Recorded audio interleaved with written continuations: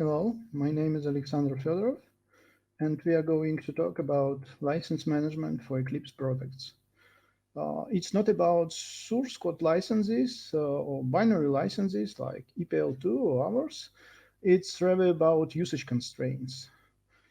And uh, what to say else about me? I'm leading small company, RCSOP, uh, based in Russia. We are contributing Eclipse member. And during our work, we are doing consulting for European and Russian companies, and we are often hearing requests to about how we could protect our product with license checks. And typical requirements for such a license management I tried to collect here. So people want to get the license on startup.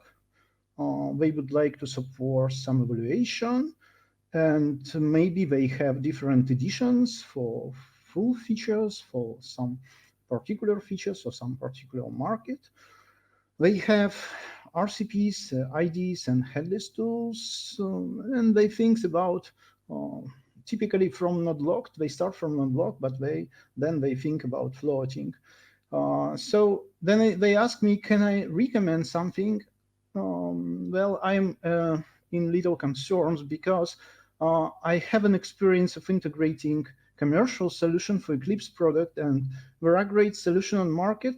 But when we are talking about Eclipse, there is a lot of resources required to get them work under Eclipse, and even if they have an SDK, it is required anyway to invest a lot to make this SDK seamlessly integrated with the Eclipse UI or Eclipse or SGI or whatever. And finally, I suggested to create our own solution that will be open source and that will be very seamlessly integrated with Eclipse ecosystem. And this is how Eclipse Passage project was born. So it's open source license management solutions. Please meet and greet. And I would like to just briefly enumerate points why it is so cool regarding Eclipse Passage. So first, it's open source. I think it's a killer, kind of killer feature. Everything is licenses under EPL2, except some third-party libraries that we are getting from Orbit. They may have different but compatible licenses. It's already has all the essential functionality that you can imagine for such a solution. It is really highly customizable, and it was designed for OSGI. That means it's modular by design. It supports basic features, let's say basic scenarios of integrating with Eclipse platform. It does it natively, supporting SWT, GFACE, and OSGI, and everything. And because of that, it's easy to integrate and operate. But let's try to have a look what it's all about on the simple example. So we will use the following configuration. Why so? You can see some components from different streams. That is because our current users are mostly oriented for Java 8. They're not switching to Java 11 for different reasons. I think this is typical for corporate sector. And we need to support them first, and then we need to keep some currency with the release train. But platform is going very fast, and it started to use version of third-party libraries that not compatible with us in some scenarios. So we have to assemble something like this.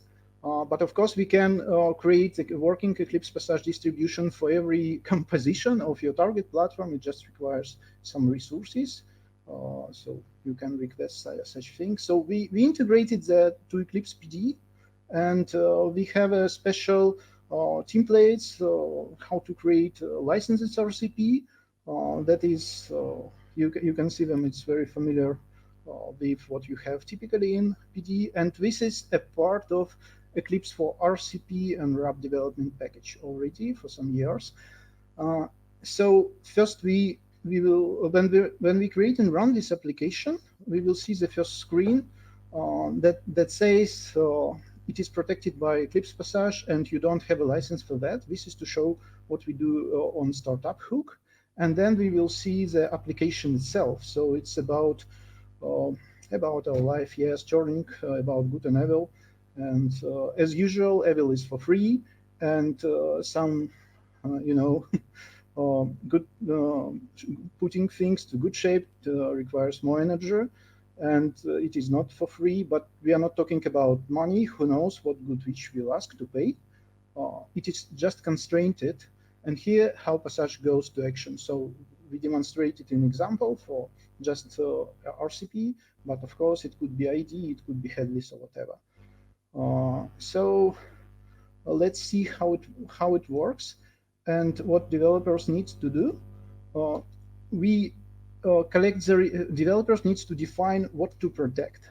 So we don't protect everything, we protect only the particular points that developer asked us to protect.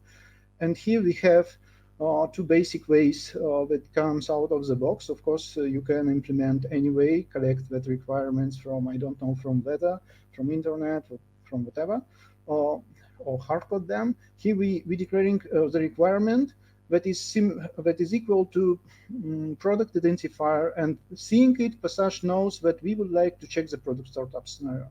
And then we registers component to implement the magic, good magic and evil magic, and each component has some properties that Passage collects and see that something needs to be protected.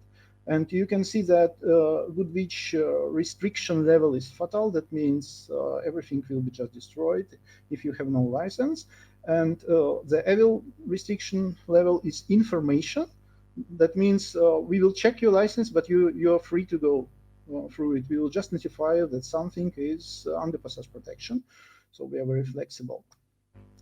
Then to how we physically do that check on startup, we integrate that, inject, let's say, that special licensing add-on that just realize the check on startup. And this is how we can protect the existing application without changing the application code. We can just inject such a thing with in E4 manner, but it will also work for E3 application. And what else? This is just also from example. This is how code looks to just briefly check can you use a feature or not. So it's one line of the code, and you will need identifier that should correspond to the feature identifier there.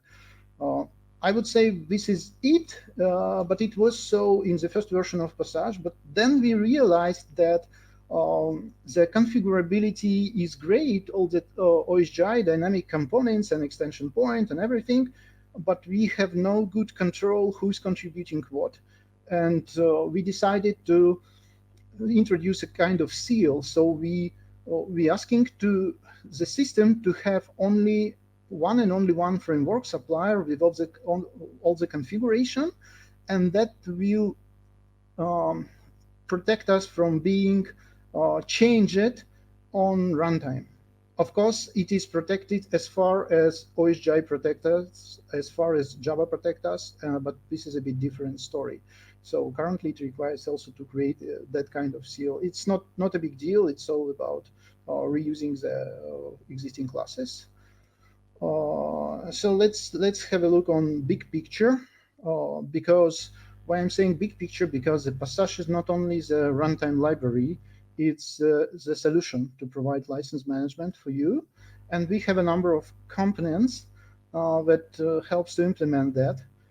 So the story starts in operator RCP, so-called license operator component. And there is an owner role who defines what the product is and what features to he or she would like to protect. And then it send that to developer for implementation and to declare constraints that we already browsed through. Also, it's important to manage keys, because the licensing information is encoded with a private key on the operator side and decoded with public key on the product side. So developer need to embed somehow the public key inside the product, and that public key, that pair of the key will correspond to each product version. So it's very important to understand the context that you are working in. We are happy to have OSGI provide us such a context. Let's say Equinox, to be more precise, provided such a context. But we also support standalone application. We started to support it from this release, and it can be implemented and set up for standalone application as well. So having a developer implemented everything for us, we go to the let's say we can establish the server application on the user side to help with to help with loading licenses, or it could be on the operator side. The operator can register users, it can manage user data, whatever, and issue licenses. The user role is to request access through the dialog that we see, because there are buttons to, I want to use this feature, please give me a license, and then to import license to the product and happily use it. Okay, we have also two external systems that it's not inside Passage because we are not trying to re-implement everything. It's some change management system like Bugzilla, Jira, or whatever, GitHub, I don't know, and the support ticket system that could be also whatever you would like more. Then next, let's go under the hood and see what kind of data and what kind of metadata we are using to configure all that stuff. So we have a notion of features. We have several separated domains. So the feature is in, let's say, in marketing sense, not in Eclipse sense. So we have a feature, I don't know, like generate documentation or exporting to PDF or whatever. It will be a feature. We can combine them with the feature set, and it's important that we support different feature version. So you can have a license for feature version 1 that will not allow you to use that feature with version 2 because it's too cool and use our libraries, who knows. Next is the products. So we have product lines. It's rather logical things like from Eclipse ecosystem, we have an example like Eclipse SimReal could be a product line, and then particular product could be an Eclipse package like C++ developer package or Java developer package, and the product version is refers to a particular binary that user can download, and this is where we have the pair of key bound to that. So each product version has a corresponding pair of keys that will be used to encode and decode licenses for this. And product version feature shows what version of each feature belongs to that product. So I believe in some future it could be extracted from P2 repository sites or from whatever, or could be vice versa input for the script to create such a build procedure, who knows. Where you go, but currently this is it. So we also have a small model for keys, just to for operator sites to sign to issue the licenses and do other stuff. We recently supported the agreements. So when user imports the license,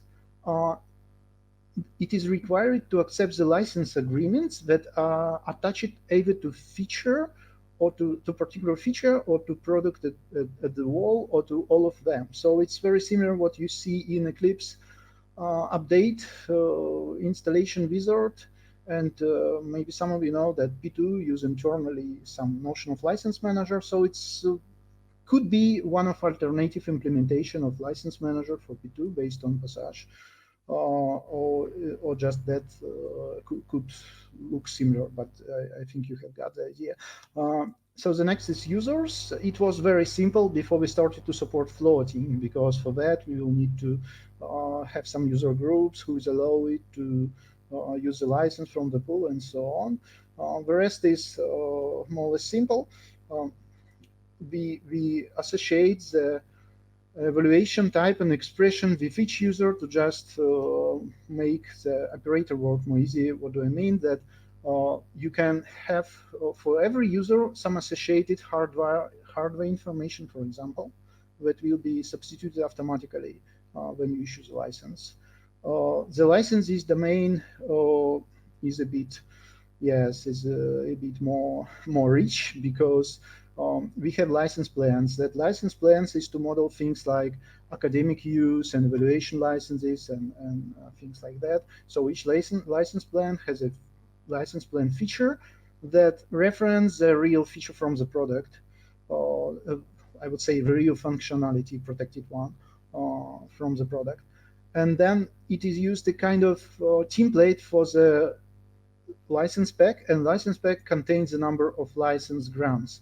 And you can use uh, only the features that you have covered with the corresponding grants. If a feature is requested to be protected but not covered, you cannot use it.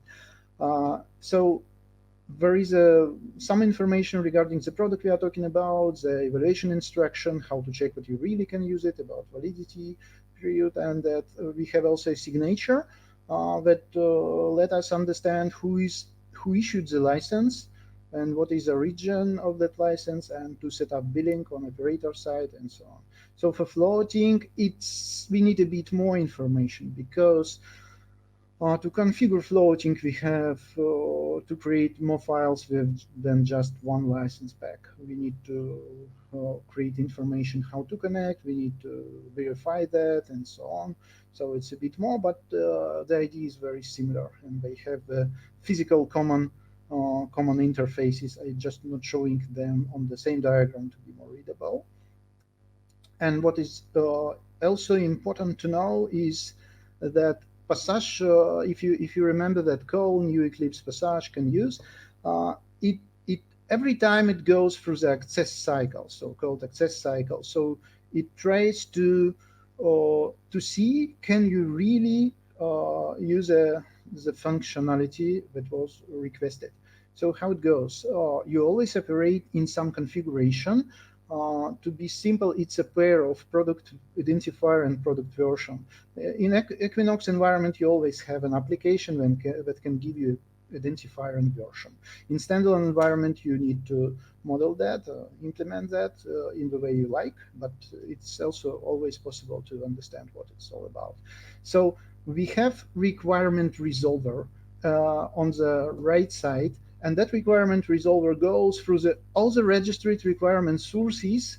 By default, it's manifest MF and component XML for Equinox, but you can define whatever you would like, and collect what needs to be checked. On the left side, there are condition miners. So it's a harvester that goes through the registered places. It may be user home, it may be floating server location, it may be whatever else, and tries to get the encrypted licenses files or streams, and then to just decode them using that public keys.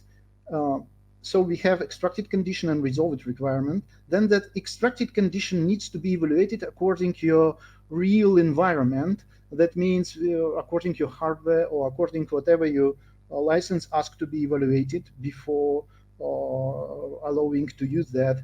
And then it goes to examine permission. So for every resolved requirement, you have to see the corresponding permission. If you have the permission, everything is good. If you have some uncovered, then you go to restriction executors that are really blocks the thing. So they a final judge who show blocking dialog or exit application or whatever you would like to implement there. So how we get there?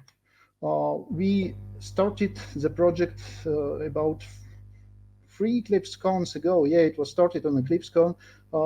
Officially, my customer asked me to provide something. We have an idea and created a prototype. And during EclipseCon, I showed it to Wayne, and Wayne told me that I need to do a proposal. I did a proposal, then it goes to provisioning, and we did a contribution, first release. And after a year of the initial idea, we was already part of SimRel. But it's very, I would say, very fast. And then we focus it on having support for our customers, for our first users, and we started to implement features one by one. First, we re-implemented everything to be stateless and sealed it to increase security, and we really proud to have true object-oriented programming stateless implementation for our key components wherever it's possible. I think only UI is not fully stateless, but in the most places it is. So then we we asked it to implement the floating license server, that also, yes, was quite a work, but currently it's under evaluation. And then we supported the license agreements. That also was a request from our customers. And finally, we did the standalone Java application, publishing everything on Maven Central. So now you can use Eclipse Passage library without Eclipse platform, without Equinox running. That is also not so easy to achieve. Yeah. So what's next? We're thinking about many direction. Currently, we are cooking the P2 installer integration. We used to talk about the AdMercs. Will it be cool or not? Definitely it will be cool. It's just a question of resources. The P2 has a lot of metadata attached, and we can check it. And before downloading real binaries that may be already sensitive for customer, we can just check the license and evaluate or not. So we have a prototype of license agent that can open us a way for our language ecosystem, because it will be very short Java application that can be contacted through, I don't know, through sockets in server manner, or like LSP does, or whatever, from other languages without needs to re-implement possession with another language. The problem here, the first problem we face it is that we are using bouncy castle for encode decode, and you know that every ecosystem has its own specialities regarding encoding and decoding, and you cannot just reuse that libraries or that algas on another ecosystem. We think to improve our Eclipse IDE integration, because we have a lot of things to validate and to help developer find that the intensifiers are correct and so on and so forth. We also ask it to implement some database checks. So to say, okay, you can create 5 projects of our product inside Eclipse IDE, for example, or you can create the models, but not more than 100 elements, something like this, to just let people try it, but without too much production, let's say, style. We're also thinking about non-Java. We have a prototype of hardware key, but you know that crisis of semiconductor. We face it that our favorite parts are not so available as before. And we have ideas how to implement it for Node.js, but we don't have too much interest from community at the moment. Maybe it will change. We also discussed with PostgreSQL guys that it could be very cool to check the extension on the Postgres server side. They have a hooks there, and it could be a way to collaborate. Yes, why not to use it for Rust? Rust has modular structure, and maybe .NET if you will get some interest from that. So I also need to mention that you can easily engage us, and we do support. First, we support our favorite open source community. We have to be honest with you, the majority of our functionality is open source and free, and could be set up with documentation with minimal help. But and we also encourage you to take part in that, to join our effort, because every help is very valuable. Whatever you can submit an issue or write some doc, write some test, contribute a PR, who knows. You can join, you can engage us by Slack channel. And we do professional support. And yes, our company RCSOP is doing that. So it is okay. And the last thing I would like to I want to show that people are already using our commercial solution that is built upon that Eclipse Passage RCSOP cordon. We want to say special thanks to Validas, who inspired us to do that work, and who showed so much confidence to our solution from the very beginning. So yes, please join us. Thank you for participating. And don't forget to evaluate the session, and I'm ready to answer your question if any. Okay, we have some first question. Yeah, FlexLM, yes, well known. I had a lot of pain integrating that FlexLM 20 years ago, and then not so long ago. It is, let's say, comparable uh, in some scenarios, but what is the, of course, FlexLM now covers more as a solution because we much more younger. But FlexLM is not so native for Eclipse, and um, you cannot add it in Eclipse so easy. Um, how you can do the for Passage, as I show you in the beginning. Um, okay, and the next question, number two, uh, how it work?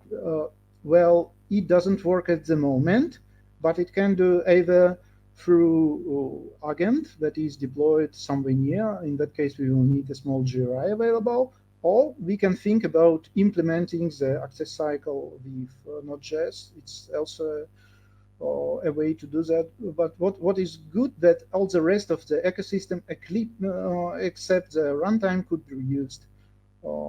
Because you will have standalone operator applications, standalone floating server, and whatever, and you will just contact it. So if we will, you are welcome to suggest how we can collaborate with TEA, but currently it's not our first priority at the moment. Things can change because we don't have any orders to do such work. Um, Good question. So this is not. Let me underline again. So we cannot do more currently that OSGI itself and Java does. Okay. So OSGI can enforce checking the signatures, but we are not focused currently on how to provide secure uh, Java and OSGI application. We were rather focused on how to use that answers from security system to help customize your application, right? To control to control the usage constraint. Of course, we can be integrated with third party, or like FlexLM, why not? Dash licenses, I think it's a totally different story. I'd right to mention it. We are not checking the licenses of components involved in terms of source code licenses. We are checking the constraint that user would like to put during runtime.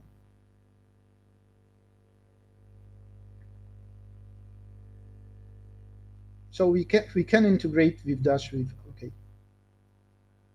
Very good. We can integrate with Dash in the sense of providing a set of license agreements to properly tune licensing plan to properly tune issued license. So, for example, uh, the Eclipse Passage operator itself is protected with Passage that asks you to accept EPL2 license, just an example, right? So I would say that every product should have some terms of use, right? And the Passage can just help to control that it is used.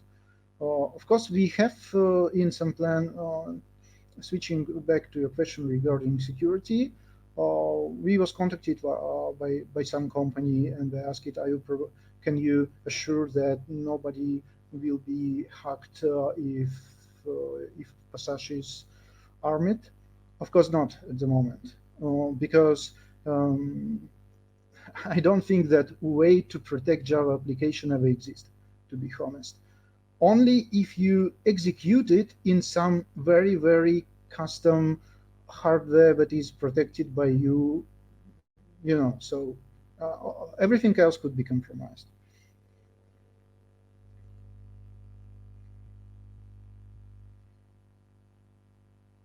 Okay, any more question? I'm trying to see.